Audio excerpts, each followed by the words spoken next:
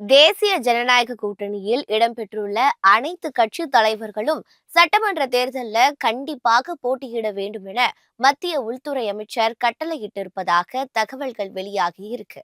தமிழக சட்டமன்ற தேர்தல் விரைவில் நடைபெறவுள்ள நிலையில் அதிமுக தலைமையிலான தேசிய ஜனநாயக கூட்டணியில் பாஜக, பாமக, அமமுக, தமாக மற்றும் ஜான் பாண்டியன், பாரிவேந்தர், ஏசி சண்முகம் உள்ளிட்டோரின் கட்சிகளும் இடம்பெற்று இருக்கு.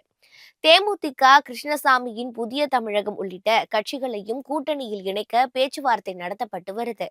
இதற்கிடையே தேர்தலில் போட்டியிட மாட்டேன் என அமமுக பொதுச் செயலாளர் டிடிவி தினகரன் நழுவிய நிலையில் தமிழக பாஜக முன்னாள் தலைவர் அண்ணாமலை தேர்தலில் போட்டியில்லை என கூறியதோடு பாஜகவின் 6 தொகுதிகளுக்கான தேர்தல் பொறுப்பாளர் பதவியில் இருந்தும் விலகியிருக்காரு.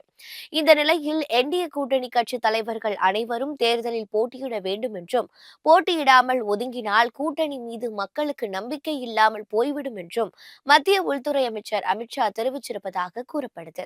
முக்கிய தலைவர்கள் போட்டியிடாமல் நழுவினால் தேர்தலில் எதிர்மறையான விளைவுகள் ஏற்படும் என்றும் அவர் எச்சரித்திருப்பதாக கூறப்படுது.